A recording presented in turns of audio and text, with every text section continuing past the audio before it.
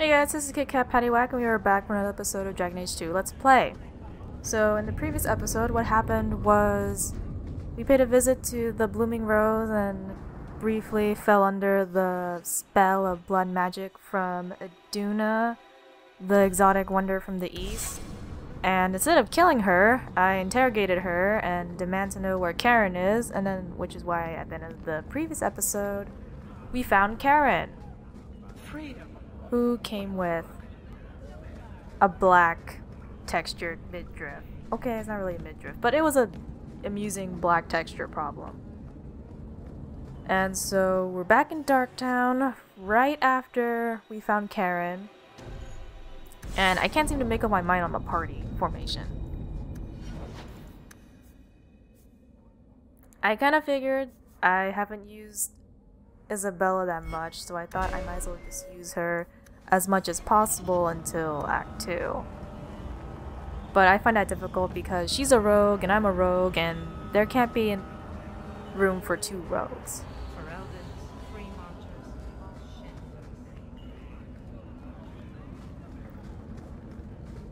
How do you do that?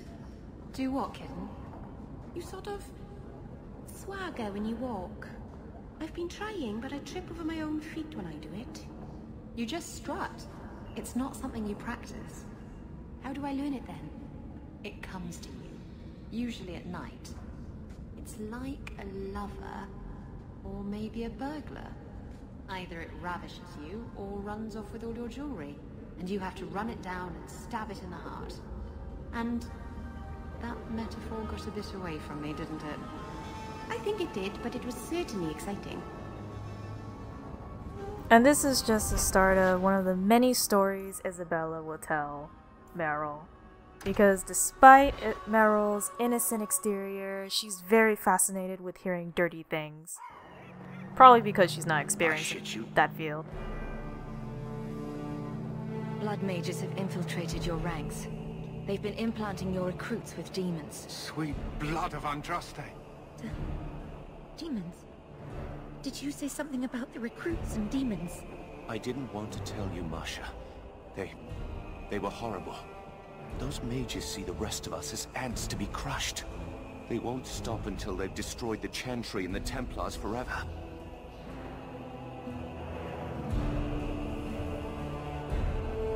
The Templars have good reason to be vigilant. Keran, I'm afraid I must relieve you of your commission. If there is any chance he still harbors a demon in him... No, you can't really think that. Keran's fine. He's safe. Please, sir. I tried to resist. I never took anything they offered. I need this position or my sister can't eat. I've been training for 5 years.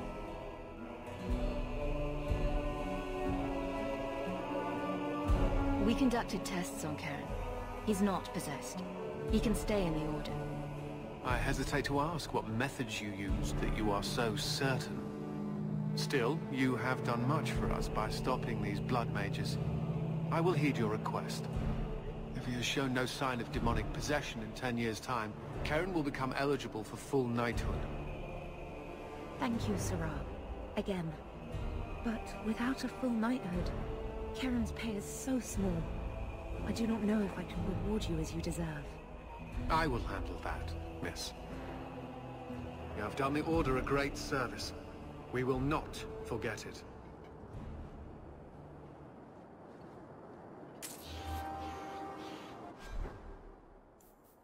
Normally, I wouldn't abandon Fenris, but turns out that even though Fenris is usually pro-Templar, he actually likes it if you told Cullen that Keran must be stripped of his status. But I didn't bring him along because it's like, nah, Keran doesn't really deserve to lose his job just because of suspicions. And believe me, the test conducted to test Keran with Meryl is much less painful than with Bethany. Apparently with Bethany, I think the last time I recall with Bethany, she shoots a magical spell at Keran in order to see if a demon inside of him will resist, but there's no demon inside of him. So another major quest we'll do later on is... What would I want a parrot for? What about a peg leg? Do you have one of those? You can see that I don't, dear. Eye patch? I'm disappointing you terribly, aren't I? And no hook for a hand either. Seems that Varric's pirate stories are awfully inaccurate. He knows, kitten. He likes them better that way.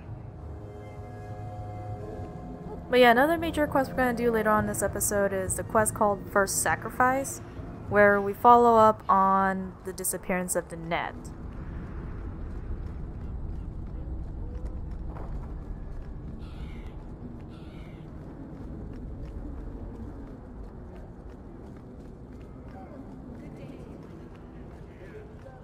And then there's Bond Wool Don't wave that around. for paltry 50 silvers. Seriously, these things aren't really worth it.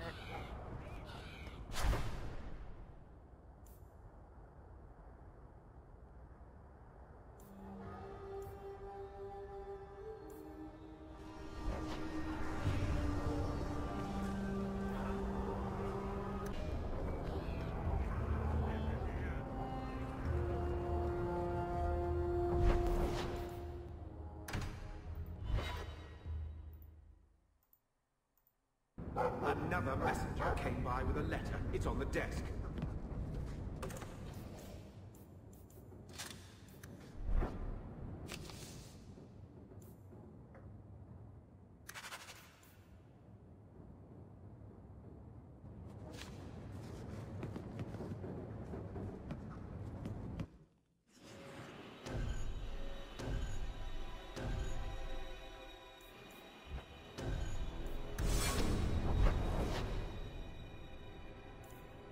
So why are we going back to the gallows again? It's to get more brownie points.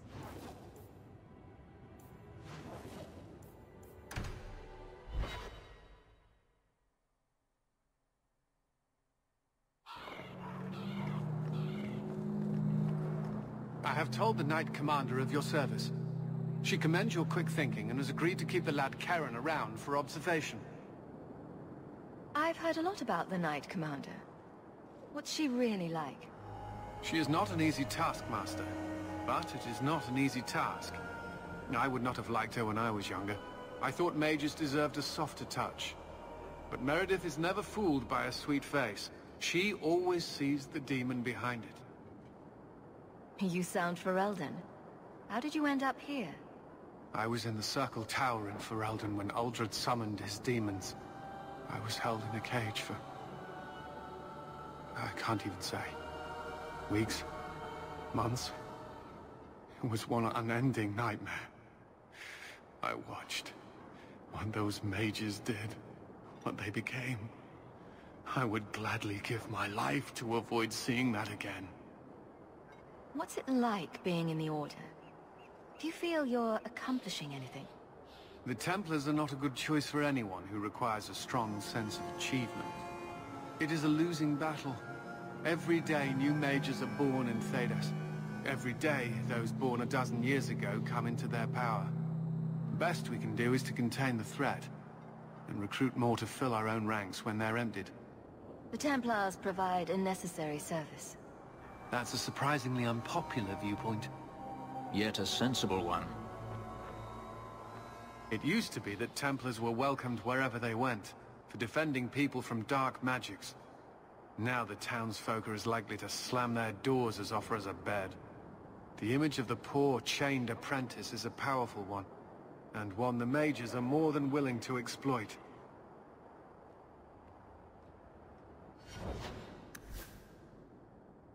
Okay, I think I'm pretty good with Fenris. Yeah, pretty good. He has magical resistance, so hopefully he won't die by the hands of mages so easily.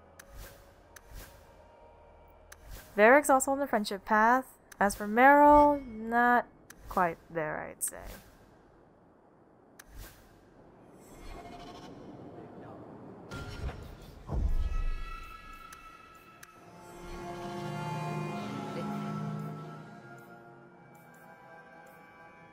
I think usually if you give a companion a gift, usually it propels them even deeper into either friendship or rivalry.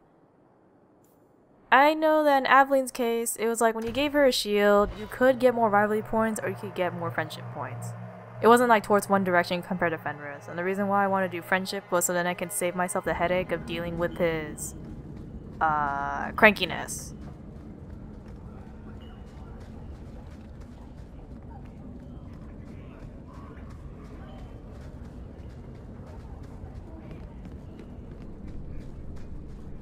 So into the meeting place we go to meet Emeric, a Templar who's been investigating the missing women. We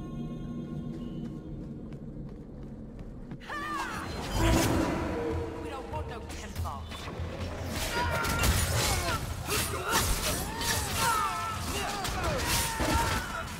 And they all explode the bins.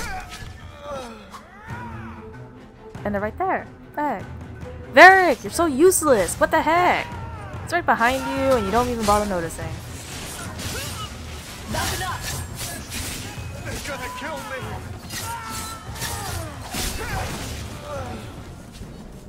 I thank you, Syrah, for coming along when you did. I am Emeric. Just the person I was looking for. I need to speak with you about Ninette. Ah, Ghislaine de Carac's wife.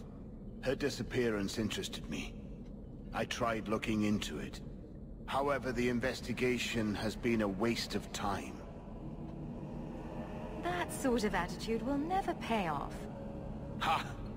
I was eager at first, but failure has leached all enthusiasm from me. This all started when Meren, one of our circle mages, disappeared. I found it odd. She was a bit older and hardly adventurous. Then I heard about Ninette and 2 other missing women. I had a friend who disappeared once. Turns out he was under my bed, drunk. What? I think the disappearances are connected, and I suspect foul play is involved. Doesn't the Circle use phylacteries to keep track of its mages? We followed her phylactery to a foundry, but found nothing.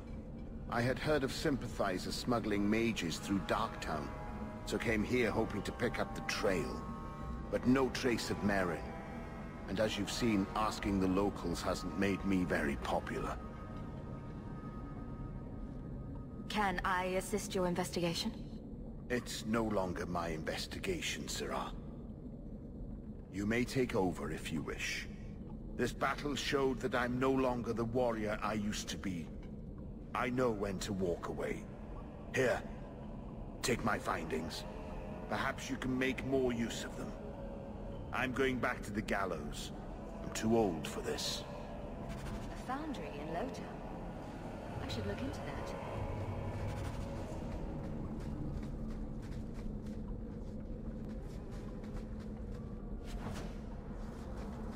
I also got myself a $150-something mic stand.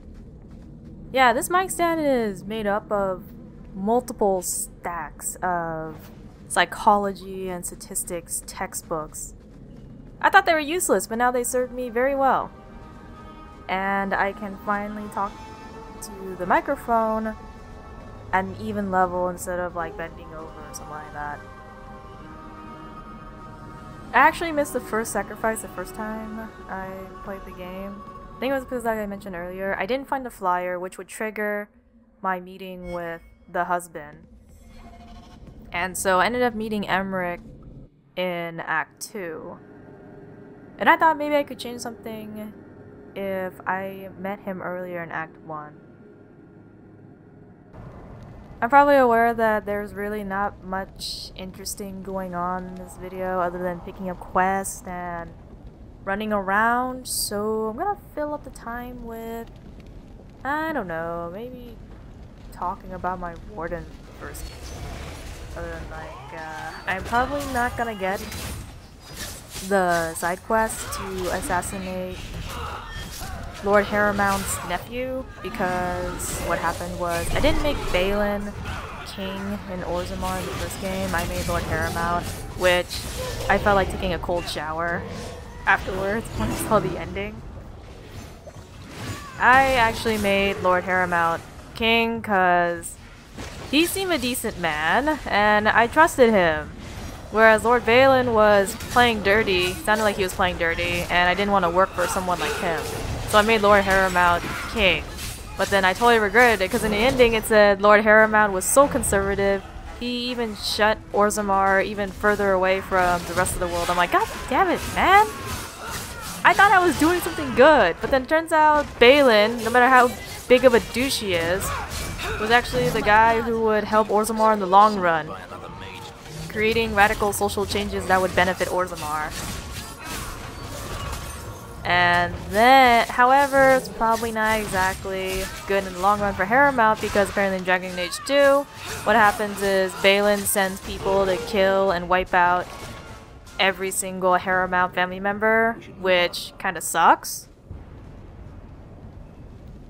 But I'm not gonna get that part, because I end up trying to assassinate someone else. I think it's supposed to be Lord Harriman who would replace Lord Harrowmount if I didn't make that decision. You can survive without a hand. This doesn't mean anyone's dead. A severed hand, a ring, and a pile of bones. Emeric will want to see this, and I should bring the ring to her. It might belong to Lynette. Usually when you see a body part of someone, it usually means they're dead. Especially if there's a bag of bones. I mean, come on. But anyways, we're gonna be leaving the foundry, but this will be the end of the episode, and then I'm gonna pick it up next time.